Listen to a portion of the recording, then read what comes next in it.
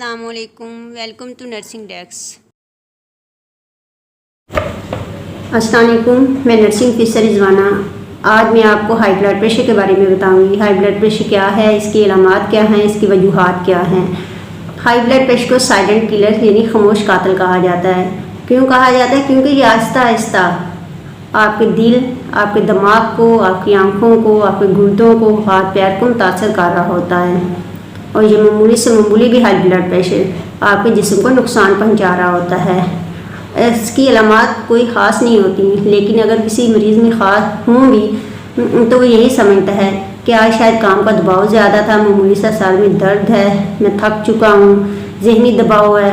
وہ اپنے ان کے معمول کے جو کام کاج ہوتے ہیں وہ ان کا سائیڈ افیکٹ سمجھتا ہے، لیکن جب وہ بلڈ پریشر چیک کرواتا ہے ڈاکٹر سے جا کے تو اس کو پتہ چلتا ہے کہ اسے بلڈ پریشر ہے جس کی وجہ سے ایسا ہو رہا تھا۔ اور یہ ہمیشہ بلڈ پریشر جو ہائی بلڈ پریشر ہوتا ہے اتفاقیہ ہی پتہ چلتا ہے، لیکن یاد رکھیں کہ ہر مریض کی علامات ایک جیسی نہیں ہوتی۔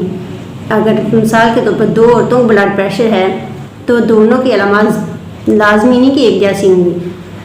اور آئیے میں ویڈیو میں آپ کو بتاتی ہوں کہ blood pressure, high blood pressure کیسے ہوتا ہے اور اس کی علامات کیا ہیں، وجوہات کیا ہیں۔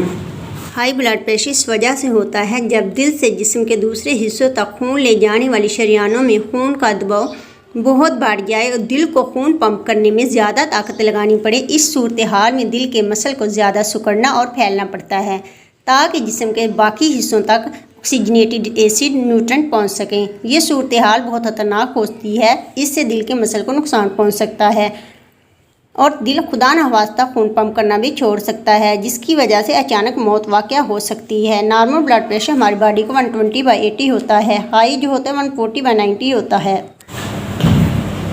ہائی بلڈ پریشر کی کچھ علامات ہوتی ہیں، کچھ میں ظاہر ہوتی ہیں، کچھ میں ظاہر نہیں ہوتی، لیکن یاد رہے کہ عام طور پر ہائی بلڈ پریشر کی علامات ظاہر نہیں ہوتی، لیکن سم ٹائمز ہوتی بھی ہیں، جن میں سر درد ہے، غنودگی ہے، نظر کی دھندلاہٹ ہے، دل مترانا، قے آنا، چھاتی کا درد۔